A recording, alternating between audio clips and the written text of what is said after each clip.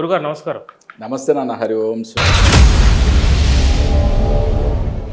గురుగారు నా మొట్టమొదటి ప్రశ్న, మీరు మహాగౌరి ఉపాసకులు కదా, ఉపాసకులు అన్న దానికి అర్థం చెప్పండి.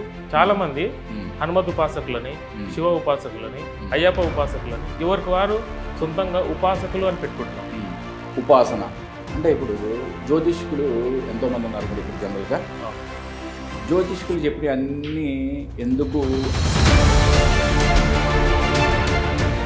జగత్ సర్వం దైవాధీనం, తమ దైవం మంత్రాధీనం, తమ మంత్రం బ్రాహ్మణాధీనం, బ్రాహ్మణం మమ దేవత అంటున్నారు. మనం ఏదైనా ఒక మంత్రం తీసుకుంటే బ్రాహ్మణుల దగ్గరనే తీసుకోవాలా, లేకపోతే మీలాంటి గురువుల దగ్గర తీసుకోవచ్చు? జన్మనా జాయతే శూద్రః, కర్మణా జాయతే ద్విజః, వేద జ్ఞానేషు విప్రాణం, బ్రహ్మ జ్ఞానేషు బ్రాహ్మణం. ఎవరికైతే వేద జ్ఞానం తెలిసిందో వాళ్ళు విప్రులు, ఎవరికైతే బ్రహ్మజ్ఞానం తెలిసిందో వాళ్ళు బ్రాహ్మణులు అని చెప్పారు స్వామి. అంటే బ్రహ్మజ్ఞానం తెలిసిన వాళ్ళు బ్రాహ్మణులు.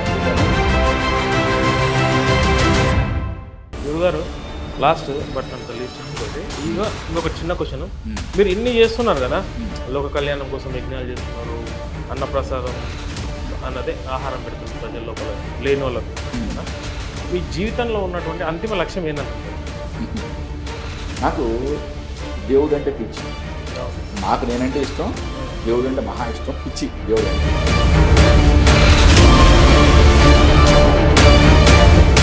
దేవుడిని ఎవరన్నా అన్నా ఓకే, శాస్త్రాలను ఎవరన్నా అన్నా నేను ఫస్ట్ ఖండిస్తాను. హరే కృష్ణ. నా పేరు దేవుని మిథున్ కుమార్. మనతో పాటు మా గురువు గారు వాస్తు సంఖ్యాశాస్త్ర జ్యోతిష శాస్త్ర పండితులు ఉన్నారు, మహాగౌరి ఉపాసకులు, అదేవిధంగా అన్నప్రసాదం ఫౌండేషన్ చైర్మన్ తింటికుర్తి మురళీకృష్ణ గారు ఉన్నారు. మా గురుగారు అని ఎందుకు అంటున్నానంటే, మా గురుగారి దగ్గర నేను వాస్తు నేర్చుకున్నాను. మా సొంత ఊరు పాలమూరు జిల్లా, మా ముసాపేట మండలం, దాసరపల్లి విలేజ్. గురుగారు నమస్కారం. నమస్తే నాన్న. హరి ఓం శివ. ఎలా ఉన్నారు గురుగారు? సూపర్. బాగున్నారా? మీరు అన్నీ చెప్పినట్టుగానే జరుగుతున్నాయి, హ్యాపీగా ఉన్నారా? అమ్మవారి దయ అంతా ఓకే, అమ్మ పలికిస్తుంది, అవన్నీ కూడా అలా జరుగుతున్నాయి. ఇది దాంట్లో నా గొప్పతనం ఏమీ లేదు, ప్రతిసారి చెప్తున్నాను, అది శాస్త్రం యొక్క గొప్పతనం. మనం శాస్త్రాన్ని చూసే విధానాన్ని బట్టి మన యొక్క ప్రిడిక్షన్స్ ఉంటాయి. గురుగారు నా మొట్టమొదటి ప్రశ్న, మీరు మహాగౌరి ఉపాసకులు కదా, ఉపాసకులు అన్న దానికి అర్థం చెప్పండి. చాలా మంది హనుమత్ ఉపాసకులని, శివ ఉపాసకులని, అయ్యప్ప ఉపాసకులని ఎవరికి వారు సొంతంగా ఉపాసకులు అని పెట్టుకుంటున్నారు. అయితే ఉపాసనకు సంబంధించి ఏమన్నా దీక్షలు ఉంటాయా? దానికి సంబంధించిన విధి విధానాలు ఏమైనా ఉంటాయా?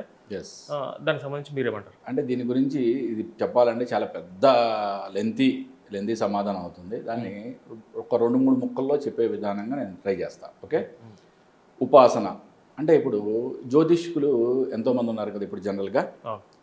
జ్యోతిష్కులు చెప్పిన అన్నీ ఎందుకు అంటే బుకిష్ నాలెడ్జ్ ఒకటే ఉంటే అవుతుందా అవదా అనేది క్లియర్గా చెప్పా. ఓకే, మన యొక్క పాండిత్యము పుస్తకాల ద్వారా వచ్చిన దాంతో పాటుగా మనకి ఎప్పుడైతే ఉపాసనా బలం ఉంటుందో, అమ్మవారు అవ్వచ్చు అయ్యవారు అవ్వచ్చు, ఉపాసనా బలం ఉంటుందో మనకి జాతకం చూడగానే ఒక దర్శన భాగ్యం కలుగుతుంది అని చెప్తున్నా. అంటే దానికి మనకి కంపల్సరీగా ఏదైనా ఒక బ్రహ్మ విద్యను నేర్చుకుంటున్నామంటే ఉపాసనా బలం అనేది చాలా ఇంపార్టెంట్. ఇప్పుడు హనుమత్ ఉపాసన, లేకపోతే నారసింహ ఉపాసన, లక్ష్మీ ఉపాసన, దుర్గా ఉపాసన, మహాగౌరి, ఇట్లా రకరకాల ఉపాసనలు ఉన్నాయి, గణపతి, రకరకాల ఉపాసనలు ఉన్నాయి. ఎందుకు డిఫరెంట్గా? ఓకే, డిఫరెంట్గా అని కాదు, ఒక్కొక్క కామ్యానికి ఒక్కొక్క దేవతా స్వరూపం అన్నట్టుగా ఒక్కొక్కళ్ళు ఉపాసిస్తారు. రెండవది ఇంపార్టెంట్గా, ఉపాసన అనేది అంటే మంత్ర జపం అనేది ఎవరి దగ్గర పడితే వాళ్ళ దగ్గర తీసుకునేది కాదు. అంటే ఏ మంత్రం అయితే మనం జపించాలనుకుంటున్నామో, ఫర్ సపోజ్ నీకు హనుమత్ మంత్రం చేయాలని ఉంది, హనుమత్ ఉపాసన చేయాలని ఉంది, నువ్వు గబుక్కి నా దగ్గరికి వచ్చేసి గురుగా నాకు హనుమత్ మంత్రం ఇచ్చేయండి అంటే నేను ఇచ్చాను. ఎందుకంటే ఫస్ట్ నాకు ఆ యొక్క అర్హత ఉండాలి. అంటే స్వామి నాకు ఆల్రెడీ సిద్ధించి ఉండాలి, హనుమత్ మంత్రం అనేది నాకు సిద్ధించి ఉండాలి. ఇప్పటి వరకు నాకు సిద్ధించిన మంత్రాలు 2. ఓకే, మహాగణపతి, లక్ష్మీ గణపతి మంత్రము, రెండవది మహాగౌరి మంత్రము. ఈ 2 మంత్రాలనే నేను మీడియా ముఖంగా కానీ లేదా మీలాంటి శిష్యులకి డైరెక్ట్గా ఎవరైతే బ్రహ్మ విద్యల్లోకి వచ్చినప్పుడు మహాగౌరి మంత్రాన్ని మీలాంటి వాళ్ళకి ఇవ్వడం నేను జరుగుతుంది. అంతేగాని మనం ఎక్కడెక్కడ చూసి నేర్చుకోవడం అనేది చేయకూడదు. గురుగారు భోజరామాయణంలో జగత్ సర్వం దైవాధీనం, తం దైవం మంత్రాధీనం, తం మంత్రం బ్రాహ్మణాధీనం, బ్రాహ్మణం మమ దేవత అంటున్నారు. అవును. బ్రాహ్మణులే దేవులుగా చెప్పినటువంటి హిందూ సనాతన ధర్మంలో మన ఇప్పుడు హిందూ సనాతన ధర్మాన్ని నడిపించే వేద పండితులు ఎవరైతే ఉన్నారో, మనం ఏదైనా ఒక మంత్రం తీసుకుంటే బ్రాహ్మణుల దగ్గరనే తీసుకోవాలనా, లేకపోతే మీలాంటి గురువుల దగ్గర తీసుకోవచ్చా? ఓకే, నువ్వు చెప్పిన దానికి ఇంకొక కరెక్షన్ చెప్తా. జన్మనా జాయతే శూద్రః, కర్మణా జాయతే ద్విజః, వేద జ్ఞానేషు విప్రాణం, బ్రహ్మ జ్ఞానేషు బ్రాహ్మణం. ఓకే, భగవంతుడు ఏం చెప్పాడంటే పుట్టుకతో అందరూ శూద్రులే, వారి వారి యొక్క మానసిక స్థితి గుణగణాలను బట్టి వాళ్ళ యొక్క వర్ణం నిర్ణయించబడుతుంది. ఎవరికైతే వేద జ్ఞానం తెలిసిందో వాళ్ళు విప్రులు, ఎవరికైతే బ్రహ్మజ్ఞానం తెలిసిందో వాళ్ళు బ్రాహ్మణులు అని చెప్పాడు స్వామి. అంటే బ్రహ్మజ్ఞానం తెలిసిన వాళ్ళు బ్రాహ్మణులు, అంతేగాని బ్రాహ్మణ జాతిలో పుడితే బ్రాహ్మణులు కాదు. బ్రాహ్మణుల దగ్గర నుంచే తీసుకోవాలా మంత్రోపదేశం అనేది కరెక్ట్ కాదు. ఓకే, బ్రహ్మజ్ఞానం తెలిసిన బ్రాహ్మణుడు ఎవరైనా సరే ఆ మంత్రం సిద్ధించిన వాళ్ళ దగ్గర నుంచి ఆ మంత్రాన్ని మనం ఉపదేశంగా తీసుకోవచ్చు. మరో ప్రశ్న గురుగారు, కేవలం హిందువులు మాత్రమే వాస్తు జ్యోతిష్యాన్ని, సంఖ్యాశాస్త్రం కావచ్చు, వాట్ ఎవర్ ఇట్ ఇస్, అనేక రకాల విధి సాంప్రదాయాలు పాటిస్తున్నారు. ఇందులో క్రైస్తవులు కావచ్చు, ముస్లింలు కావచ్చు, వీళ్ళు ఎవరు ఏది పాటించకున్నా ఉన్నతమైనటువంటి స్థితిలో ఉన్నారు. మనం పాటిస్తూ మూఢ విశ్వాసంలో నలిగిపోతున్నామంటారా? ఓకే, అంటే నీకు దగ్గర నుంచి చూడలేదు కాబట్టి తెలియదేమో. నాకున్న ఈ యొక్క 23 సంవత్సరాల వాస్తు అనుభవంలో నేను పరిశీలించే ఇళ్లలో ఒక 20% పైన ముస్లింలువి అండ్ క్రిస్టియన్స్వి ఉంటాయి. ఓకే, అంటే మరి మనకే ఎందుకు హిందువులకు మాత్రం పాటిస్తున్నారని ఎలా చెప్తాం? Okay, that is not correct.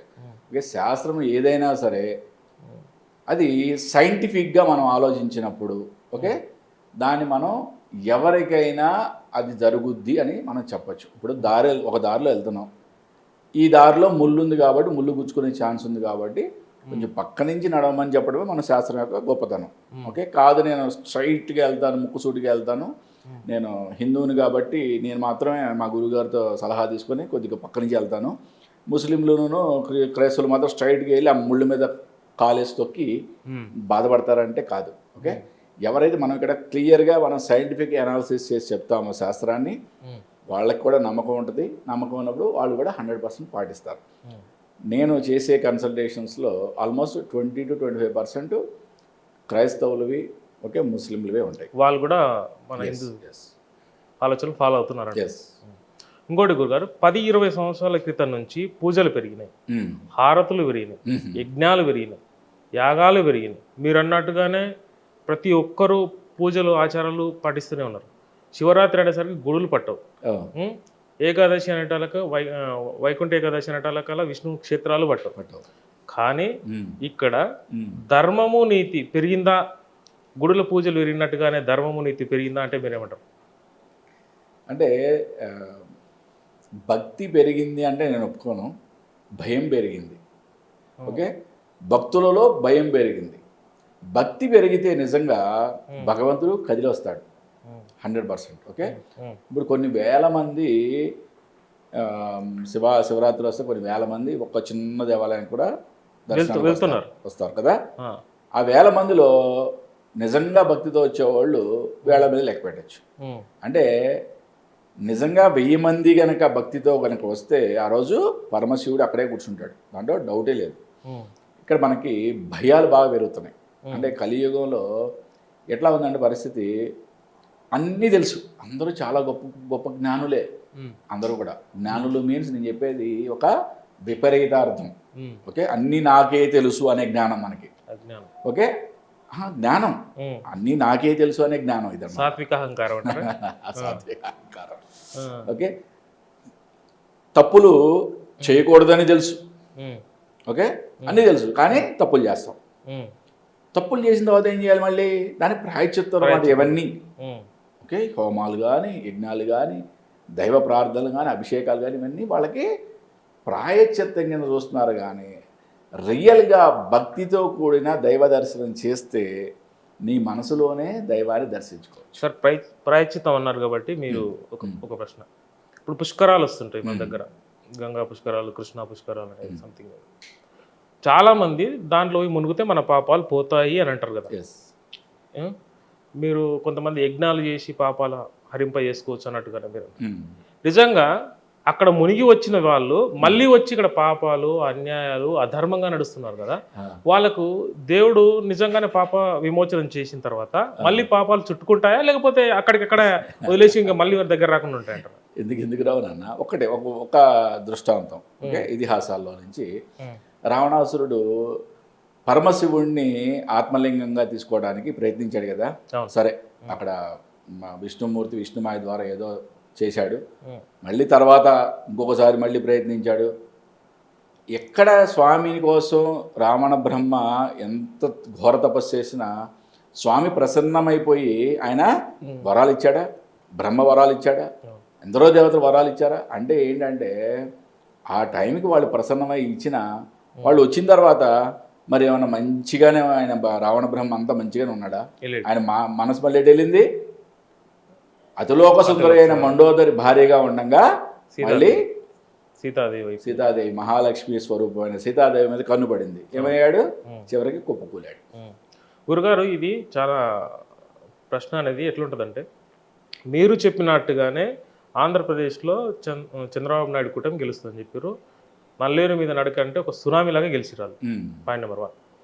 Second, మీరు బీజేపీ గెలుస్తుందో లేదో తెలియదు కానీ ఎన్డీఏ కూటమి గెలుస్తుందని చెప్పారు. ఎస్, బీజేపీ గెలుస్తుందనే పాయింట్ మీద ఎక్కడ చెప్పలే. ఎన్డీఏ కూటమి గెలుస్తున్నారు. మీరు అన్నట్టుగానే ఎన్డీఏ కూటమి, ఇప్పుడు ఎన్డీఏ కూటమి ద్వారానే ప్రభుత్వం ఏర్పడుతుంది. ఇక్కడ చంద్రబాబు నాయుడు కూటమి గెలిచిందే అయిపోయింది.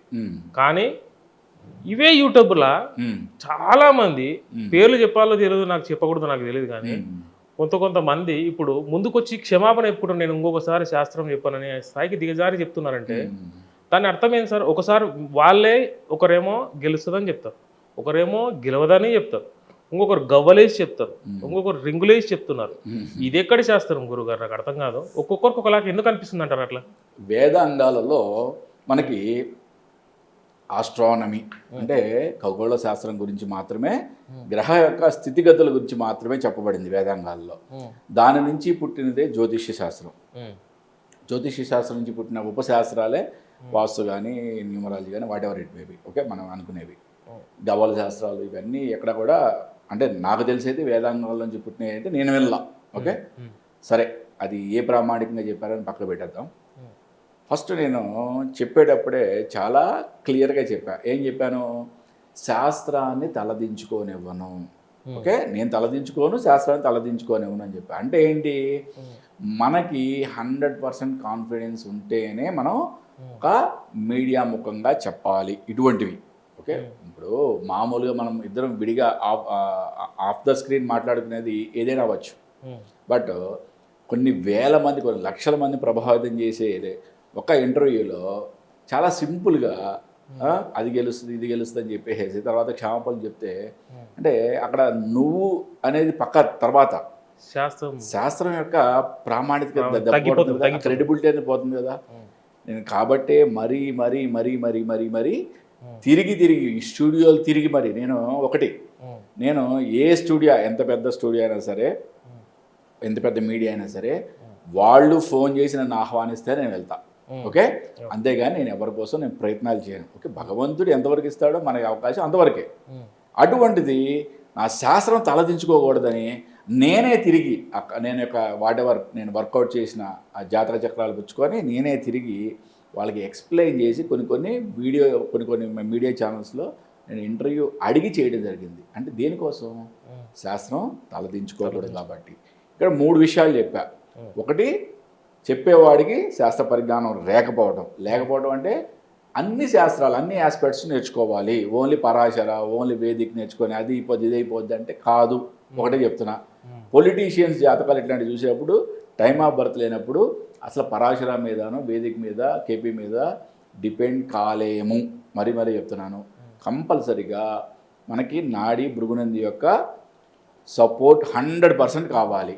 చెప్పే జ్యోతిష్యుల్లో ఆల్మోస్ట్ 75 to 80% అసలు నాడి భృగునందికి సంబంధించిన ఆస్పెక్ట్స్ ఎవరు కూడా వివరించినట్టుగా నేనైతే చూడలేదు.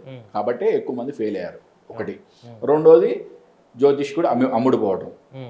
మూడోది నా ఫేవరిజం, నాకు ఇష్టమైన నాయకుడనో నాకు ఇష్టమైన పార్టీ అనో చెప్పడం.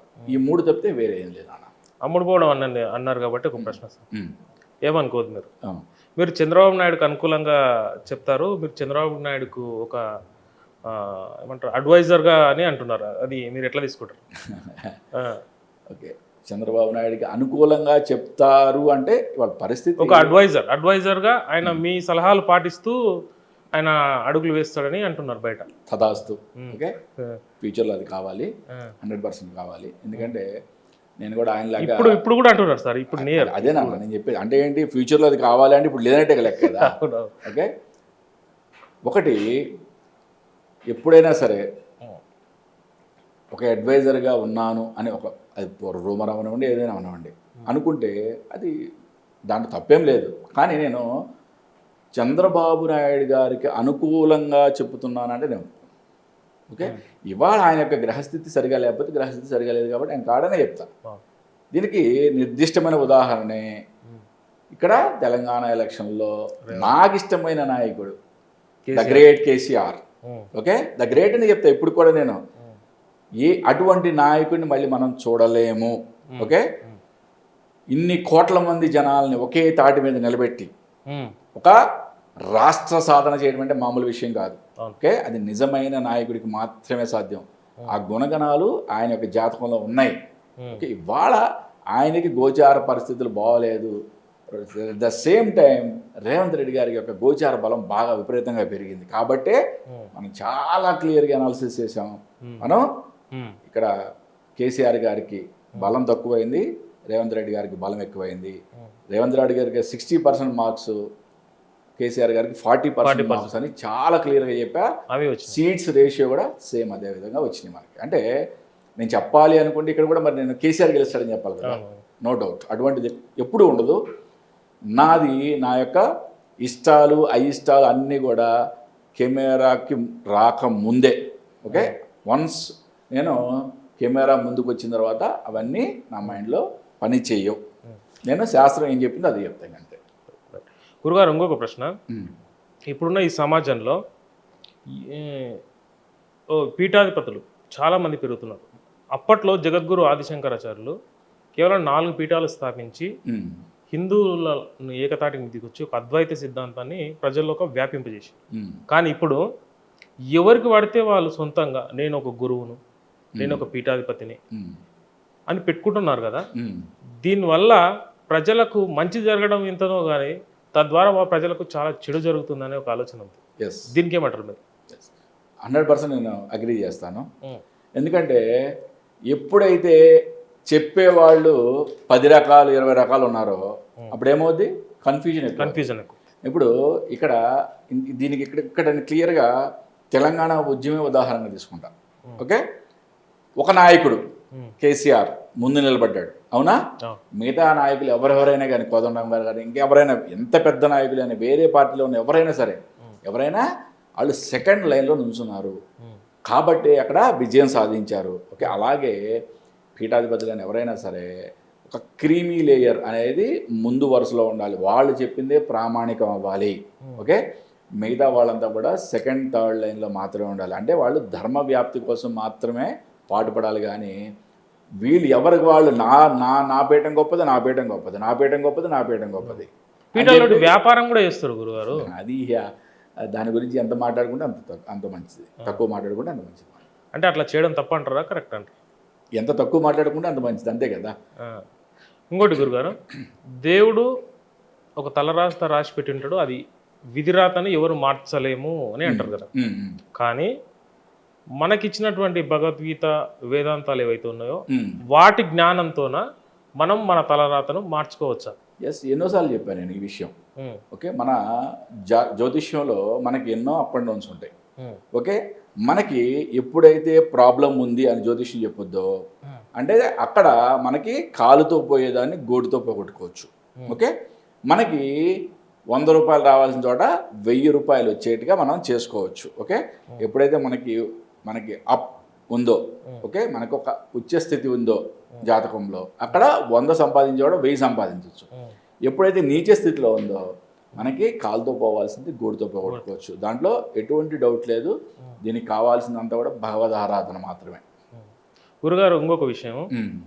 భగవాన్ రమణ మహర్షి కావచ్చు, రామకృష్ణ పరమహంస కావచ్చు, వీళ్ళందరూ విగ్రహారాధన చేయకుండా కేవలం తపస్సు మాత్రమే చేస్తూ జీవన్ముక్తులయ్యారు. అవును. కానీ ఇప్పుడు తపస్సు పక్కకెట్టి ఉమ్.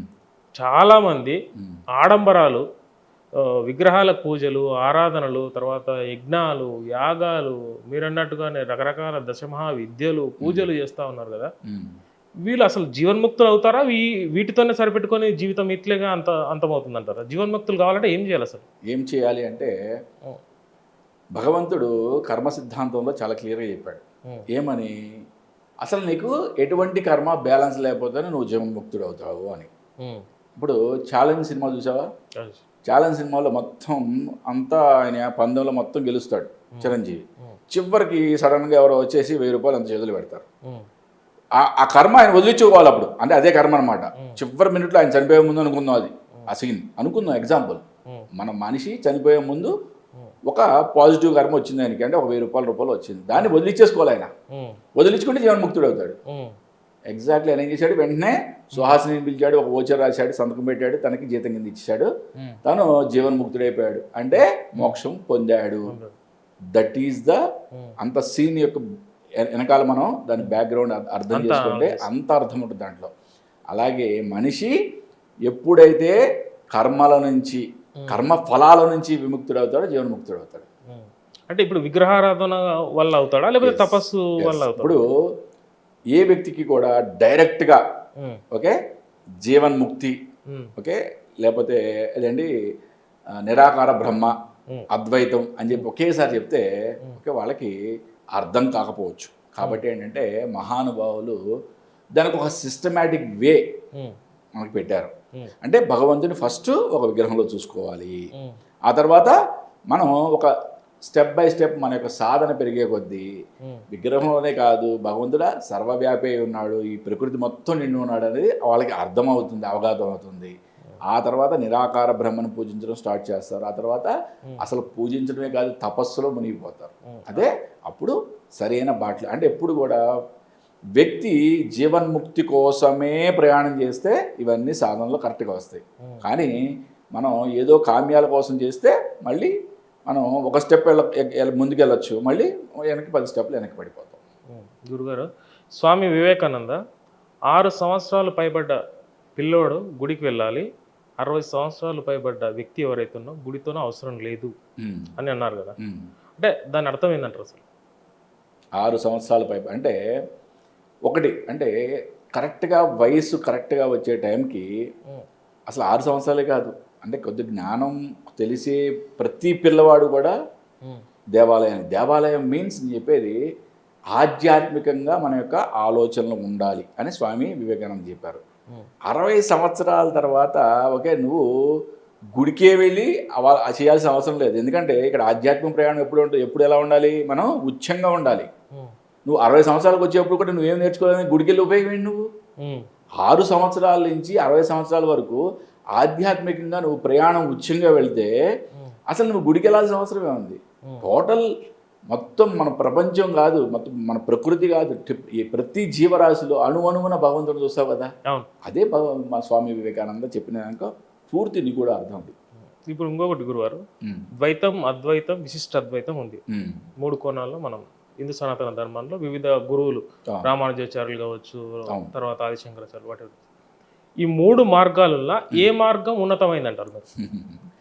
అలా ఎప్పుడు కూడా మనం వెళ్ళే దారులు వేరైతే అయి ఉండొచ్చు, కానీ ఓకే గమ్యం మాత్రం ఒకటే. మూడిట్లో కూడా అద్వైతము, ద్వైతము, విశిష్ట అద్వైతము, మూడిట్లో కూడా గమ్యం ఒకటే. కాకపోతే అంటే నాకు పర్సనల్గా అడిగితే అద్వైత సిద్ధాంతం చాలా గొప్పది అని అనుకుంటాను నేను. ఓకే దీనికి నేను ప్రామాణికాలు ఏం చెప్పను. ఓకే ఆదిశంకరాచార్యులు వారు ప్రతిపాదించిన అద్వైత సిద్ధాంతమే చాలా గొప్పది అనుకుంటాను. కాబట్టి నా కొడుక్కి అద్వైత అనే పేరు పెట్టుకున్నాను.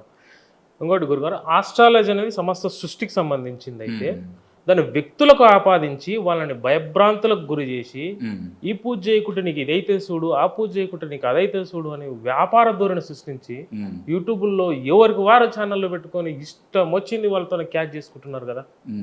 అయితే దీన్ని ఏమంటారు? దీన్ని అద్భుతమైన క్వశ్చన్ మిథున్, నా శిష్యుడు అనిపించుకున్నాను ఇప్పుడు ఈ క్వశ్చన్తో. ఎగ్జాక్ట్లీ ఖగోళ శాస్త్రానికి సంబంధించిన ఆస్ట్రానమీని తీసుకొచ్చి ఓకే జ్యోతిష్యం అని ఒక పుట్టిన శాస్త్రాన్ని వ్యక్తులకి ఆపాదించారు అంటున్నాం. వ్యక్తులకి ఆపాదించారు కరెక్టే, వ్యక్తులకి ఆపాదించినా కానీ దాని యొక్క ఫలాఫలితాలు నిరూపణ అవుతుంది కదా, నిరూపణ అవుతుంది కూడా కరెక్టే. నేను అల్టిమేట్గా ఒక్క మాట చెప్తా, ఏదైనా సరే మోతాదుకు మించి వద్దు. అది శాస్త్రమైనా సరే, మెడిసిన్ అయినా సరే. అంటే శాస్త్రాన్ని మనం ఎంతవరకు తీసుకోవాలో అంతవరకే తీసుకోవాలి. అంటే ప్రతిరోజు చూసుకునేది కాదు, సంవత్సరానికి ఒకసారి మీ గోచార ఫలాలను బట్టి మన యొక్క బలం ఎలా ఉందో చూసుకో. ఈ సంవత్సరం మనకి చాలా అద్భుతంగా ఉంది, డబ్బు సంపాదించి యోగం ఉంది. అప్పుడు అప్పు తెచ్చైనా నువ్వు పెట్టుబడి పెడితే నువ్వు 100% సక్సెస్ అవుతావు. ఓకే, నీకు యాక్సిడెంట్ అయ్యే ఛాన్స్ ఉందో లేకపోతే లాస్ వచ్చే ఛాన్స్ ఉందో వ్యాపారంలో, యాక్సిడెంట్ అవుద్దని తెలిసినప్పుడు ఏంటి, నువ్వు నామస్మరణ చేసుకుంటుంటే నీకు ఒక ప్రొటెక్షన్ లేయర్ ఏర్పడుద్ది. లేదా నువ్వు ప్రయాణంలో జాగ్రత్తలు తీసుకోవడం, ఇవన్నీ కూడా ఇంపార్టెంటే కదా. అంటే తెలిసి ప్రమాదం వస్తుందని తెలిసినప్పుడు మనం ఏం చేసుకోవాలో ప్రికాషన్స్ అవి చేసుకోవాలి. అలాగే లాస్ వస్తుందని తెలిసింది, అప్పుడు నువ్వు అప్పు చేసి నువ్వు వ్యాపారం స్టార్ట్ చేస్తావు. కొత్తగా ఆల్రెడీ ఒక వ్యాపారంలో ఉన్నావు, ఇంకో బ్రాంచ్ ఓపెన్ చేయాలనుకుంటున్నావు. అప్పుడు నీ పీరియడ్ బాగోలేదని తెలిసినప్పుడు నువ్వు అప్పు తెచ్చి ఇంకొక బ్రాంచ్ ఓపెన్ చేస్తావు, చేయవు కదా. అదే శాస్త్రాన్ని అంతవరకే వాడుకోండి, అంతేగాని క్షణక్షణం చూసుకొని రేపేమవుద్ది, ఎల్లుండి ఏమవుద్ది, నా పెళ్ళం ఏమవుద్ది, నా కొడుకు ఏం చేస్తాడు, నాకు నేను చచ్చిపోయేటప్పుడు నా కొడుకు నాకు పెడతాడా లేదా, ఎన్ని క్వశ్చన్లు అడుగుతారు అనుకున్నావు. ఒక్కొక్క జాతకుడు వచ్చిన వాళ్ళు చనిపోయే వరకు కూడా ఎన్నో అనుమానాలు పెట్టుకుంటారు. రేపు అసలు పొద్దున్న రేపు తెల్లారితే మనం ఉంటామో లేదో మనకు తెలియదు. కానీ మన మానవుడి యొక్క జిజ్ఞాస అంత ఉంటుంది అనమాట. ఓకే, అంత ఏ శాస్త్రాన్ని కూడా, ఇదే కాదు ఏ శాస్త్రాన్ని కూడా అంత విపరీతంగా తీసుకోవద్దు. ఇంకొకటి ఏంటంటే ఆస్ట్రాలజీకే మనం ప్రాముఖ్యత ఇంతే ఇస్తుంటే మరి న్యూమరాలజీ, ఇంకా హస్త సాముద్రికము, జమ్మాలజీ, రుద్రాక్ష, ఇవన్నీ చాలా ఉన్నాయి ఇంకా. ఓకే, వాటికి కూడా ఇవన్నీ ఉపశాస్త్రాలకి ఇంకా తక్కువ ఇంపార్టెన్స్ ఇవ్వాలి అని చెప్తున్నా మరి. ఓకే, దేన్ని భూతత్వంలో చూడొద్దు, అన్ని ప్రామాణికంగా స్థూలంగా మాత్రమే చూడండి. ఏ శాస్త్రాన్ని చూసినా కానీ స్థూలంగా చూడండి, స్థూలంగానే పాటించండి.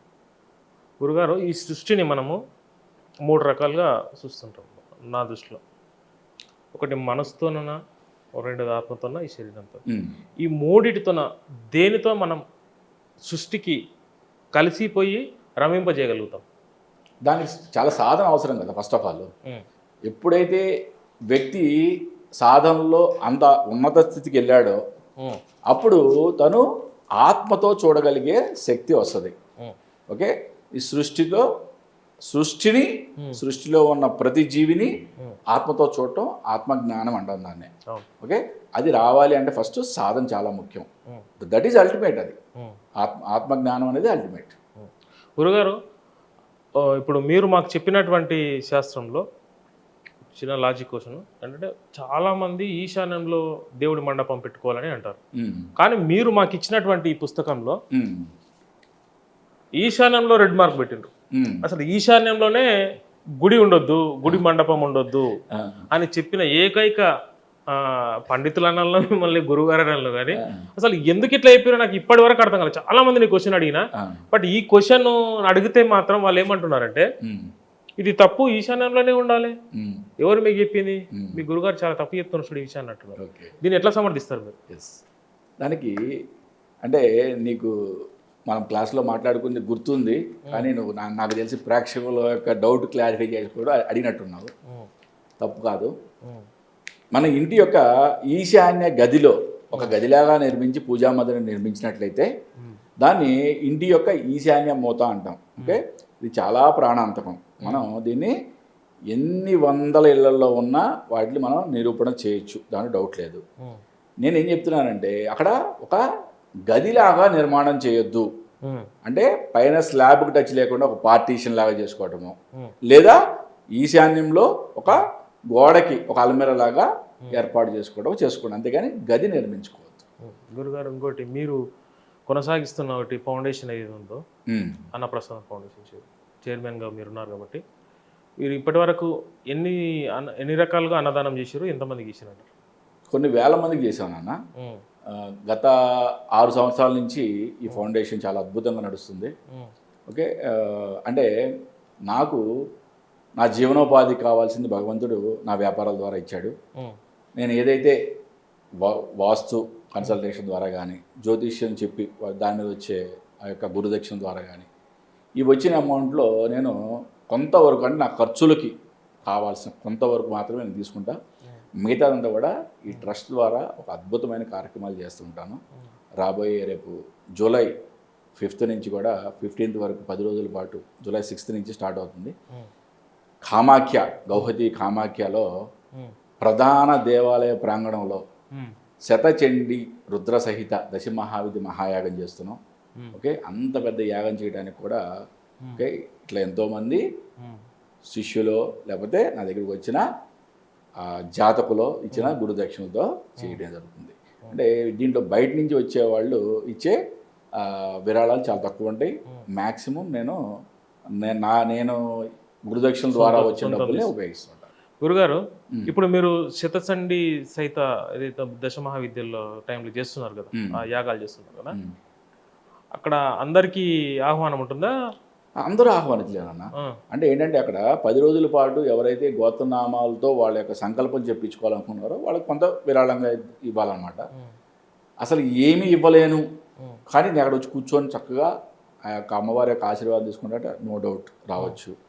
గురుగారిని అక్కడ కూడా రాలేను కానీ అమ్మ యొక్క ఆశీర్వాదం, అమ్మ యొక్క ప్రసాదం కావాలన్నా కూడా 100% అటువంటి వాళ్ళందరికీ కూడా మనస్ఫూర్తిగా ఆషాఢ పౌర్ణమి రోజు మణికంఠ పూజా స్టోర్, షాపూర్ నగర్, జీడిమెట్లలో స్వయంగా నా చేతుల మీదే అమ్మవారి యొక్క కంకణము, రుద్రాక్ష ఇవన్నీ కూడా అమ్మవారి అక్కడ దశమహావిద్య యొక్క విభూతి ఇవన్నీ కూడా నా చేతి మీద స్వయంగా ఇవ్వడం జరుగుతుంది. దానికి ఎటువంటి రుసుము చెల్లించాల్సిన అవసరం లేదు. గురుగారు, లాస్ట్ బట్ అంత లీస్ట్ అనుకోండి, ఇంకొక చిన్న క్వశ్చన్.